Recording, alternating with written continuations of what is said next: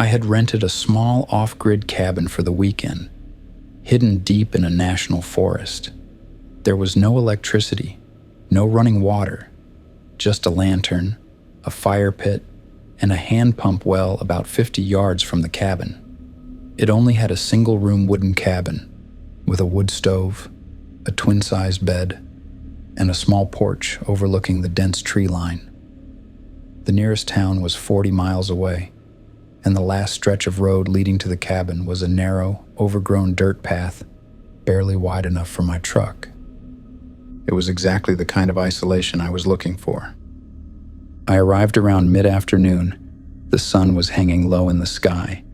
The crisp autumn air carried the scent of pine and damp earth, and as I stepped out of my truck, a deep silence settled over me. The only sound was the occasional rustling of leaves as the wind passed through the towering trees. It was peaceful. I grabbed my backpack and made a few trips, unloading my cooler, sleeping bag, and a small pile of firewood I had brought. As I stepped onto the porch, the wooden boards creaked under my boots, a sound that would later make my blood run cold. By sunset, I had settled in. A fire crackled in the stone pit outside, sending flickering shadows against the trees. I sat in a camping chair, a cold beer in one hand, my feet propped up on a fallen log. The sky above turned a deep shade of blue, the first stars twinkling through the gaps in the trees. But as the last light of the sun faded, I started feeling like I wasn't alone.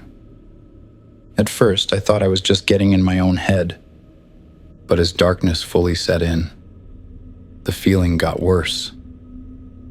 I kept hearing small sounds, a twig snapping, leaves rustling, and at one point, I swore I heard breathing. I tried to shake it off. Probably a deer, maybe a fox. Still, my instincts told me to check.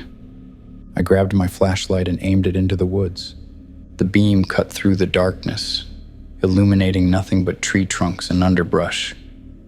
But as I panned the light to the right, I caught a figure. The moment the light passed over it, it disappeared behind a tree. I jumped to my feet, my pulse hammering in my ears. I kept the flashlight trained on the spot. "Hello?" I called out. My voice sounded too small. Silence. I swallowed hard. Maybe it was just my imagination. Maybe the flickering fire had cast a weird shadow. I turned back to my chair, shaking my head. But I didn't sit back down. Instead, I doused the fire, grabbed my lantern, and went inside. I locked the door behind me and double-checked the two small windows. Both were shut and latched. I tried to ignore how tense I felt as I crawled into my sleeping bag, keeping my knife within arm's reach. After a while, my breathing slowed. My body relaxed. The warmth of the cabin started to lull me to sleep. Then I heard the front doorknob turning. My eyes flew open again and I lay there completely still, listening. The knob rattled again. My heart pounded so hard I thought it would give me away. I gripped the knife so tightly my knuckles ached. Then, the doorknob stopped moving, leaving an eerie silence in the air. For a few minutes, there was nothing. Then, from outside, I heard a voice. "I know you're in there." A slow, deliberate tap followed, knuckles gently rapping against the wood. Then, another whisper. "Come on, open up. Let me in. It's cold out here." I didn't move nor breathe. Then, after a few seconds, I heard him try every window. I could hear the faint creak of wood as he tested each frame, pushing, tapping. At one point, he stood right outside the window by my bed. I could see his shadow. I gripped my knife tighter, praying he'd leave, praying I wouldn't have to use it. I don't know how long I lay there, waiting for him to leave or something to happen. But at some point, exhaustion won. I must have dozed off because the next thing I knew, I woke up to the sun streaming through the window. For a moment, I thought maybe I had imagined the whole thing. But when the sun rose, I went outside, and I saw a lot of footprints leading from the woods, circling the cabin, stopping at the windows and on the front porch, sitting neatly by the door. He left a single rusty hunting knife, just for me. I packed up my stuff in minutes, threw everything into my truck, and peeled out of there, kicking up dust as I sped down the dirt road. I never called the police. I never looked back. And I sure as hell never went camping alone again, at least that remotely. Renting a cabin deep in the woods was supposed to be my escape. I had been working nonstop for months, and I needed time away from everything, the noise, the stress, the city. I wanted quiet, solitude. But instead, I got something else. I found the cabin on a rental site. It was a beautiful little log home tucked away in the mountains of Oregon. It had everything I wanted. No neighbors, no phone service, and miles of untouched forest in every direction. The listing described it as secluded, but safe, perfect for someone looking to disconnect. It sounded ideal, so without thinking twice, I booked it for an entire week.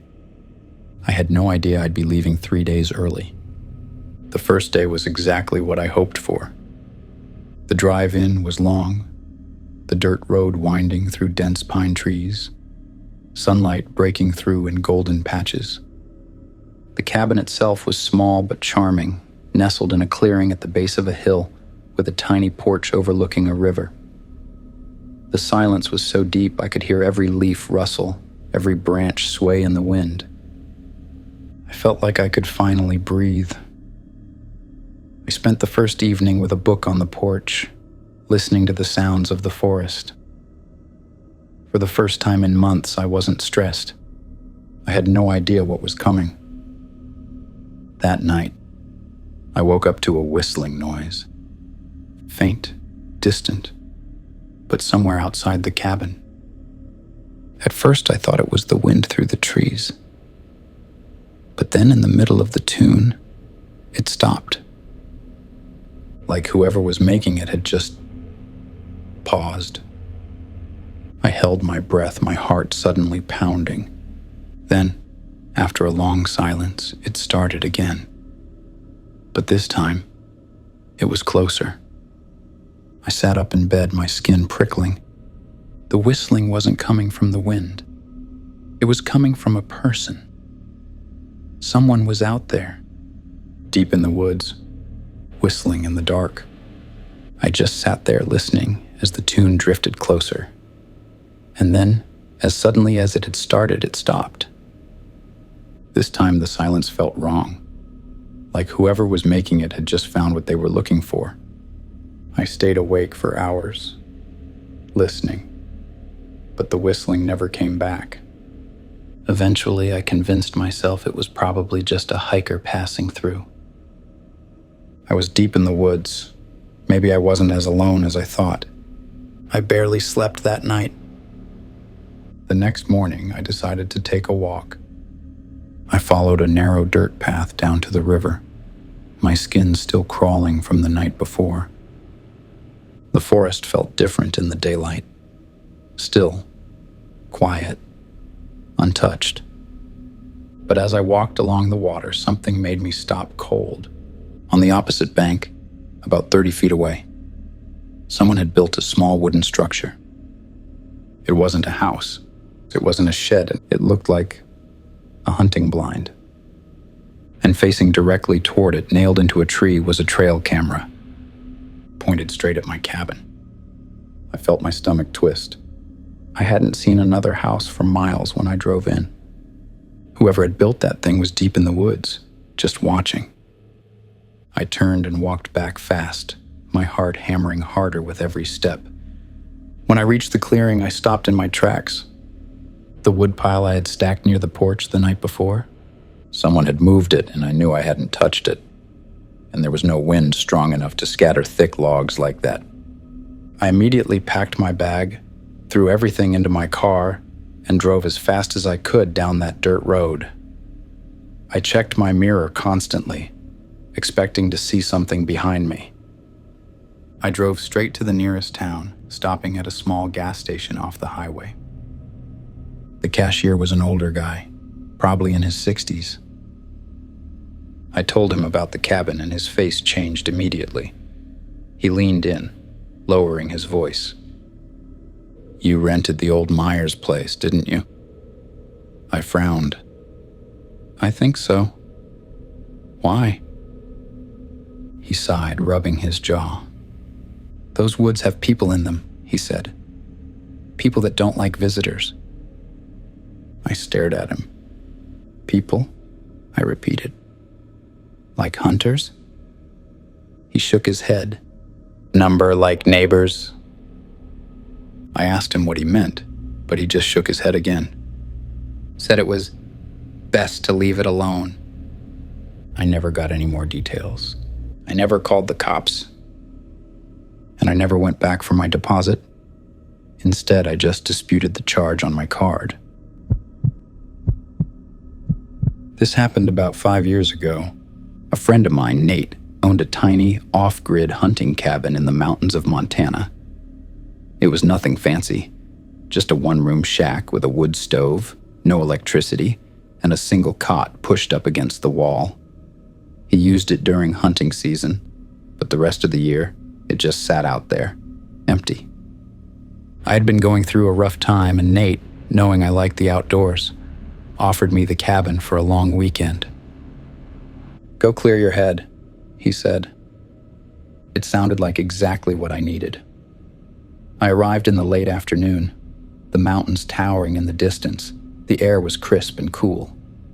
The cabin was surrounded by dense pines, and the nearest town was about 60 miles away.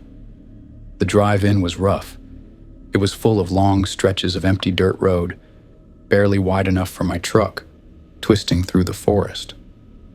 But as I stepped out, taking in the fresh air and the silence, I felt a sense of peace I hadn't felt in months. I felt completely at ease. I spent my time hiking, gathering wood, and just sitting on the porch listening to the wind rustle through the trees. The silence was absolute.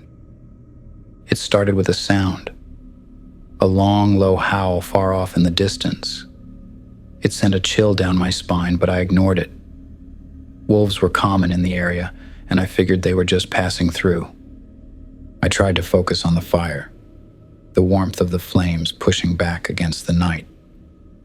Then, another howl, closer this time, and like clockwork, a chorus of howls, spreading through the valley like a warning. I put down my beer, my fingers tightening around the glass. That's when I realized there wasn't just one, there were several, and they were getting closer. I grabbed my rifle and stood by the window peering outside. The trees were thick, but in the moonlight I could just barely make out shadows moving between them, shapes darting between the trunks, fast, too fast. My stomach twisted. They started closing in. Then I heard paws on the porch, soft and deliberate, then scratching right against the door. I raised my rifle, stepping back, my breath coming in short, shaky bursts. The scratching stopped. For a moment it got silent. Then from just outside I heard sniffing. You know the slow, deep inhaling sound dogs make when they're desperately looking for something. They were smelling me through the door. Then one of them made a low, deep growl. It sounded like a promise. I backed toward the stove, keeping the rifle trained on the door. Then came the thud. Something heavy slammed against the wooden door. The door shuddered with the impact. They were testing it, trying to see if they could break through. My hands were slick with sweat as I tightened my grip on the rifle. I couldn't fight off an entire pack if they got in. Then, the worst sound I have heard came, a snarl and the sound of paws around the cabin. I fired a shot through the roof, I had no choice. The explosion shattered the silence, the echo bouncing off the trees. For a few seconds, the world stood still. Then the sound of dozens of paws tearing through the underbush came. And just like that, they were gone. I stood there with the rifle shaking in my hands, my body drenched in sweat despite the freezing temperature. I listened, my ears straining for any sign that they were coming back. But there was only silence. I forced myself to breathe, but it felt like my chest was locked in a vice. I knew wolves weren't supposed to attack people. I had read about it, heard the statistics were well below zero. But I had also heard stories about wolves that had learned to hunt differently. Wolves that had lost their fear of humans, and I knew, deep in my gut, that if I hadn't fired that shot, they would have kept coming, kept testing the door, kept circling, waiting for me to do something foolish. By the time the first rays of sunlight spilled through the trees, I had already packed my gear and loaded my truck. I drove out of there as fast as I could, the tires kicking up dust as I sped down the dirt road. I came out of there with more stress than I got there with. When I told Nate about it, he shook his head. "You're lucky," he said. "A pack that size, that bold, if they had really wanted you, you wouldn't have made it through the night." His words stuck with me. And that's when I learned. You are not at the top of the food chain. Nature is ruthless. I thought I understood that before, and I thought I was prepared for the risks that came with staying in a remote cabin, far from civilization. But that night, I learned the hard way that out there, in the wilderness, you're prey or either just another meal waiting to happen.